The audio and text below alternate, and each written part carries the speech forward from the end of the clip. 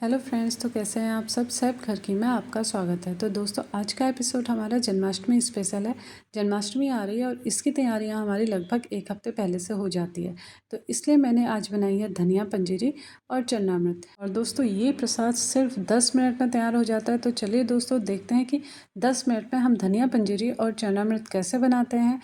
धनिया पंजीरी जो है काफ़ी इजी रेसिपी है और इसके लिए जो सामान लगता है वो घर पे हमें इजीली अवेलेबल हो जाता है। तो चलिए दोस्तों, देखते हैं। यहाँ पे मैंने सबसे पहले एक नारियल ले लिया है। तो नारियल हमें सूखा वाला लिया है।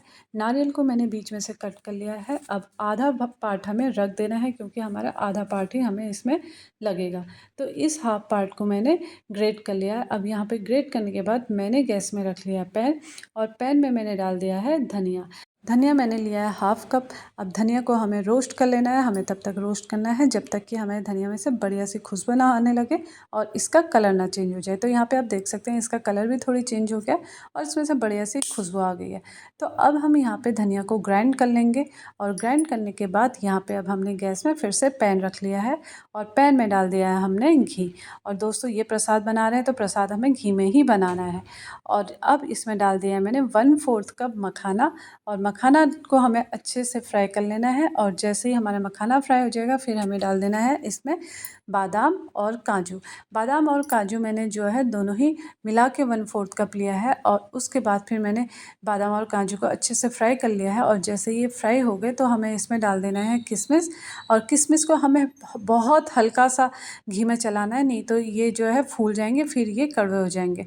अब यहाँ पे मैंने तीनों ड्राई फ्रूट्स को निकाल दिया है। अब ये निकालने के बाद यहाँ पे हमने कर दी है गैस बंद। अब यहाँ पे जो हमारा पैन में घी है उसमें हमें यहाँ पे डाल देना है धनिया। अब धनिया को हमें यहाँ पे रोस्ट नहीं करना है, हमें हल्का सा 1 मिनट के लिए ही इसे चलाना है, जिससे कि इसमें जो घी है, घी की खुशबू धनिया में चली जाए।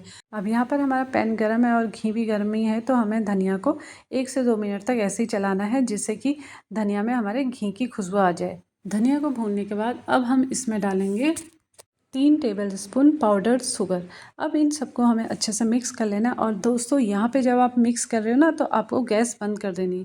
गैस हमें जैसे ही हमारे ड्राई फ्रूट्स फ्राई हो जाए उसी टाइम पे हमें गैस बंद कर देनी है, क्योंकि अब अगर आप इस स्टेज पे गैस को ऑन रखेंगे तो आपका जो प्रसाद है पूरा जल जाएगा और ख़राब हो जाएगा। तो यहाँ पे आपको गैस को बंद कर देनी है।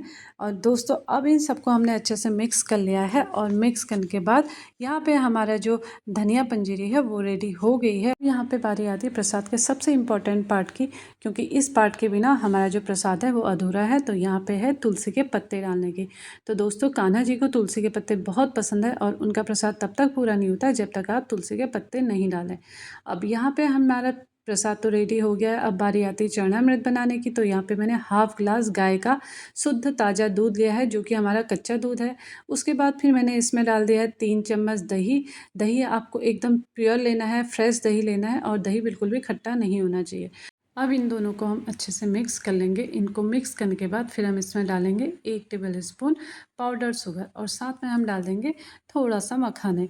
अब मखाने डालने के बाद अब इसमें हमने डालना है शहद। तो शहद मैंने यहाँ पे 1 टेबलस्पून डाला है। अब इन सबको हमें अच्छे से मिक्स कर लेना है। तो अब यहाँ पे डालते हैं कान्हा जी की प्रिय तुलसी। तो ये हो गया हमारा चरणामृत रेडी, और हमारा 10 मिनट में प्रसाद भी हो गया रेडी। तो दोस्तों, इस बार आप इस तरीके से जन्माष्टमी में प्रसाद बनाइए। तो आज का वीडियो मेरा यहीं पर कंप्लीट हुआ। आपको ये वीडियो कैसे लगा कमेंट करके ज़रूर बताइएगा, और मेरे चैनल को लाइक शेयर सब्सक्राइब जरूर कीजिएगा। तब तक के लिए bye bye. Thank you for watching.